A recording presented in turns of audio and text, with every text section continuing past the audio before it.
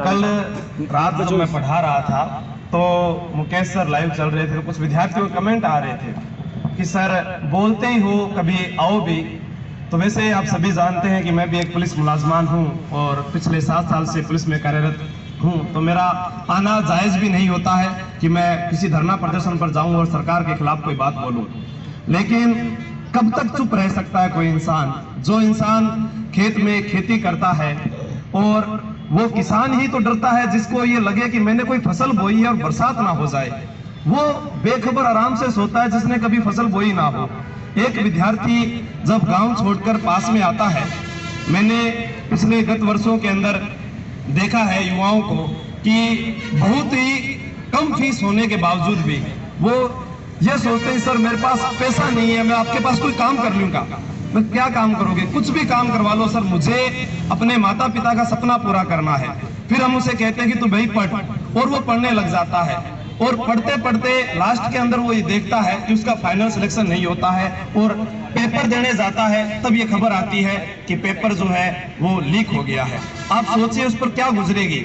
लड़के हैं हम तो फिर भी कोई काम कर ले, हमारी जो बहनें उनके बारे में सोचिए कि घर वाले उनको कब तक इजाजत देते हैं। हमारी खुद की बहन होती है, हम कहते हैं 21 साल तक पढ़ ले बाइली, ठीक है 23 साल तक पढ़ ले, फिर उसकी शादी करनी होती है, फिर वो दूसरे घर चली जाती है, उसके सपने तो टूट जाते हैं। वो कब लगेगी नौकरी, कब उसका सपना पूरा होगा? एक रीट की भर्ती सुनते सुनते कान जो है वो अब तो जैसे वो कोरोना में एक रिंगटोन आया करती थी अमिताभ बच्चन वाली, वैसे परेशान होने लग गए कि ये रीट है कब आगे हो जाती है, कब रद्द हो जाता है, कब पेपर मिल जाता है। और कुछ नेतागण बोलते हैं अपने ही भाषण में कि मैं तो ये फटकारा दे रहे हो और फटकारा और लगेगा, तो फटकारा फिर मैं भी लगाऊंगा।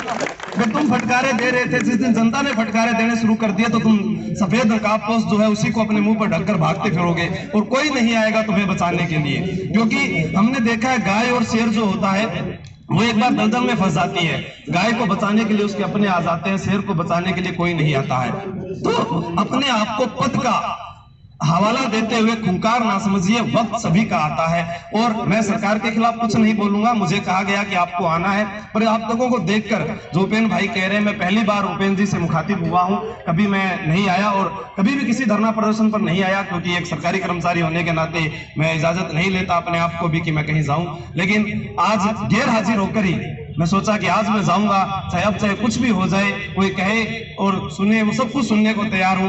सोशल मीडिया पर कमेंट बहुत आसान होता है, अरे लाइव आ गए, बस पेपर का मामला था बोल दिए, कभी धरने प्रदर्शन पर आकर देखो। आज मैं अगर वो सुन रहे हैं जिन्होंने कमेंट किया, आप लोगों ने कभी कमेंट नहीं किए होंगे, शायद जानते भी नहीं होंगे, क्योंकि अरे कभी लोग जानते हैं 7-8 लाख लोग ही जानते हैं, तो क्या पता आप उनमें हो या नहीं हो।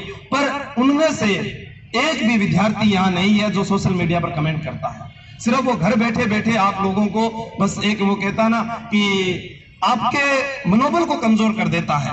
जब हम आप लोगों के लिए कोई आवाज उठाएंगे तो सबसे पहले विद्यार्थी को आना चाहिए। आज वो कोचिंग क्यों कर रहे हैं? मैं खुद कोचिंग छोड़ कर ही आया हूँ, ये सर छोड़ के आए, ये अपना काम छोड़ कर आए, आप लोग छोड़ कर आए।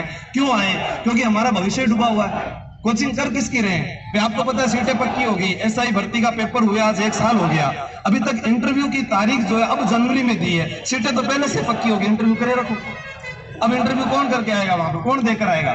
जैसा सर ने बताया कि कुछ इंटरव्यू में ऐसे आसान पर्सन है, चलो हो सकता है कि हमें नहीं पता, लेकिन 5 लोक देवता और 2 वीर अवतारी पुरुष तो सभी जानते हैं। उनके अलावा पढ़ाई शुरुआत ही वहीं से होती है। हो सकता है कि उन्होंने अगर वो सब्जेक्ट ना रहा हो, नहीं पढ़ा हो, कोई बात नहीं, छोड़ सकते हैं, पर कहीं ना कहीं तो इतनी बड़ी गड़बड़ी है जिसका हमें अंदाजा भी नहीं है। और ये जो अपनी जड़ें जमा चुके हैं, इनके लिए सर ने जैसा उपेन जी ने बताया कि कलेजा होना चाहिए। मैं वाकई बहुत प्रभावित हूँ, काफी बार देखा भी है कि आवाज उठाते हैं। मुझे जैसे हनुमान भाई ने कहा कि सुभाष जी नहीं आए, तो सुभाष जी सर गए हुए थे, उन्होंने भी मुझे कह दिया कि आप चले जाना आज, ठीक है, टेलीग्राम पर भी डाल दिया, लेकिन विद्यार्थी नहीं आए, तो हम बताओ किसके लिए आवाज उठाएं?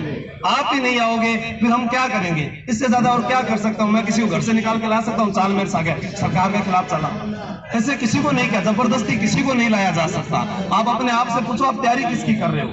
तो पेपर लीक हो गया तो सभी आ जाओ, अपने माँ बाप को लेकर आ जाओ, वो तो आपके साथ है, उनको ले आओ और बैठ जाओ धरने पर। जब तक मांग पूरी नहीं होती है, रासू का जब तक लागू नहीं होता है, जब तक जेल नहीं होती है, जब तक बुलडोजर नहीं चलते हैं, जब तक जो लास्ट व्यक्ति नहीं पकड़ा जाता तब तक पता नहीं लगता कि ये कौन है। उनके नाम हमारे सामने आने चाहिए, जनता को पता लगना चाहिए कि ये मंत्री था, ये आरपीसी का व्यक्ति था और इन्होंने लीक किया है। आज तक लगभग लगातार 5 सालों के अंदर 6 से ज्यादा भर्तियां जो है रद्द हो चुकी है, पेपर लीक हो चुके हैं, उनके अंदर पेपर आगे हो चुके हैं। अभी तक कितने लोग पकड़े गए, उनको क्या सजा हुई, क्या जनता को जानने का हक नहीं है? हमने वोट दिए, हमने सीएम चुना, हमने एमएलए चुना, वो लोग आते हैं और आकर वोट मांग के ले जाते हैं। क्या आप ये चाहते हो गांव में सड़क बन जाए, गांव में लाइट लग जाए? पैसा तो हमारा था, वो तो वैसे ही लग जाएगी।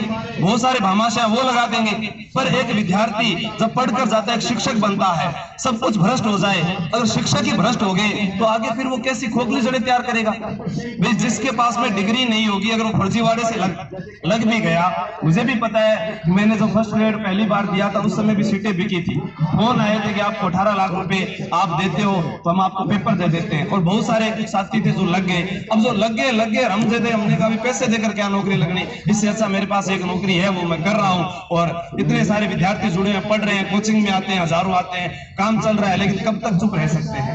तो आप लोगों को खुद को करना पड़ेगा। ये सब कुछ जो भी है आप लोग अपने आप को जगाएं और लोगों को, विद्यार्थियों को कहें कि आप किसकी तैयारी कर रहे हैं। तैयारी करने से पहले ये सोचें कि मुझे जो तैयारी करनी है उससे पहले हमें सरकार इसका जवाब दे। जब वो आते हैं वोट मांगने तब उनसे पूछे कि आपने हमारे लिए क्या किया है। आज एक भी नेता आप लोगों के साथ नहीं है, क्या एक एमएलए एमपी आपके साथ नहीं आ सकता? जब ओबीसी आरक्षण की बात हुई थी तब भी कुछ चुनिंदा नेता ही आए थे, बाकी नहीं आए।